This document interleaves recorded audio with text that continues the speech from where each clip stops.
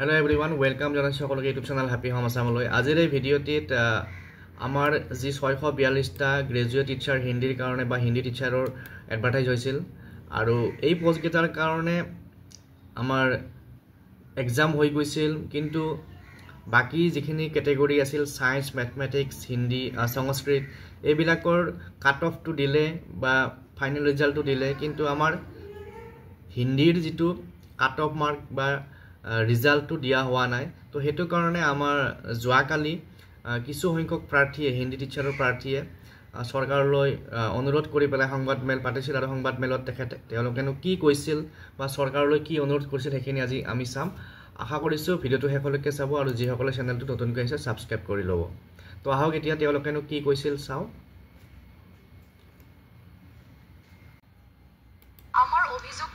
আমার অভিযোগো লগতে আমার অনুরোধ সরকারলৈ যে অতি সোনকালে আমার যিখিনি রই যোৱা হিন্দি পোস্ট যিখিনি হিন্দি পোস্ট আছিলে যে 642 টা আমাৰ হিন্দি পোস্ট দিয়া হৈছিলে তাত যিখিনি আপোনাৰ এলিজিবল ক্যান্ডিডেট আছিলে তেওঁলোকে সকলোৱে পৰীক্ষা দিছে একেলগে পৰীক্ষা হৈছে লগতে ৰিজাল্টটো ওলাইছে আমি নিজৰ মাৰ্কসটো পাইছো 23 জুনত কাৰণ সেই দিনাখনৰ দিনটোত সংস্কৃত হওক আপোনাৰ সায়েন্স হওক আৰ্টছ হওক মেথছ হওক সকলোৱে নিজৰ ৰিজাল্টটো পাইছে লগতে তেওঁলোকে নিজৰ ভেৰিফিকেশনৰ ভ্যালুটো পাইছে কিন্তু আমি যিখিনি হিন্দি ক্যান্ডিডেটস আমি কেৱল আমাৰ মাৰ্কসটো পাইছো আমি পাস কৰিছো নে ফেইল কৰিছো নে আমি চাকৰি পাম নে নাপাম এই কথাটো আমি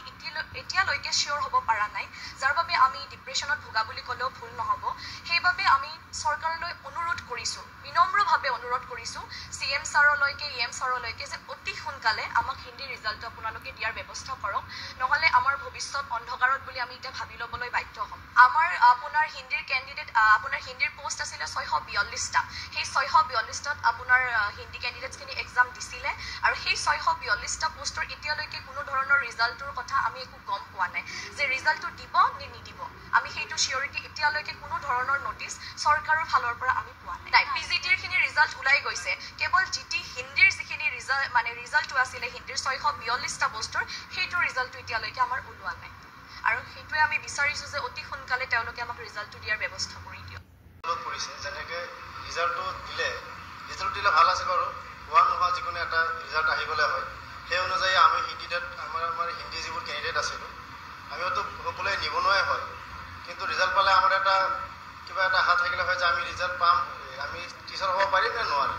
সেইটো হ'লে আমি কিবা এটা বেলেগ কামত লিপ্ত হৈ গ'লো হয় যোনে ৰিজাল্ট পাছ কৰিব নোৱাৰে আৰু সেইবুলি দুইটা কৰি আছে এতিয়া কি কৰোঁ নকৰোঁ বুলি ৰৈ আছোঁ এতিয়া যিমান দেৰি হৈ আছে আমাৰ অলপ কষ্ট হৈ আছে লগতে আমি হঠাৎ ভুগি আছোঁ সেইকাৰণে চৰকাৰক বিশেষ অনুৰোধ জনাইছোঁ আমি বহুত বিশেষকৈ অনুৰোধ জনাইছোঁ যাতে আমাৰ ৰিজাল্ট অতি সোনকালে দিয়া এইটো মাহতে দিয়াৰ ব্যৱস্থা কৰি দিয়া যাতে কাৰণ ইয়াত আৰু বহুত এনেকুৱা আছে যে এইবাৰ লাষ্ট ইয়াৰ হয় সিহঁতৰ কাৰণে বয়স বেছি হৈ গৈছে এইবাৰ লাষ্ট ইয়াৰৰ কাৰণে সিহঁতে এক্সামটো দিছে এতিয়া ৰিজাল্টটো যদি সোনকালে নহয় সিহঁতে এনেও বহুত ভুগি আছে হঠাৎ আমি এইবোৰ আমাক খবৰ পঠাই দিছে আমাৰ গোটেই অসমৰ গোটেই কেণ্ডিডেট আমাৰ লগত আলোচনা চলি আছে সেইবুলি ইমান বহুত ষ্টুডেণ্ট আছে যে লাষ্ট বছৰৰ হয় সিহঁতৰ সেইকাৰণে সিহঁতেও বেছি হঠাৎ ভুগি আছে যাৰ কাৰণে আমি গোটেইকেইটা হঠাৎ ভুগি আছোঁ সেইকাৰণে অনুৰোধ জনাওঁ যে আমাৰ ৰিজাল্টটো এইটো মাহত সোনকালে দিয়ে আছে কিবা এটা ৰেছপন্স দিয়া 100% ফাইনেল এটা কিবা এটা যাতে আমাক ডেটটো জনাই দিয়ে যে কোন তাৰিখে ৰিজাল্টটো দিব বুলি সেইটোৱে আমাৰ অনুৰোধ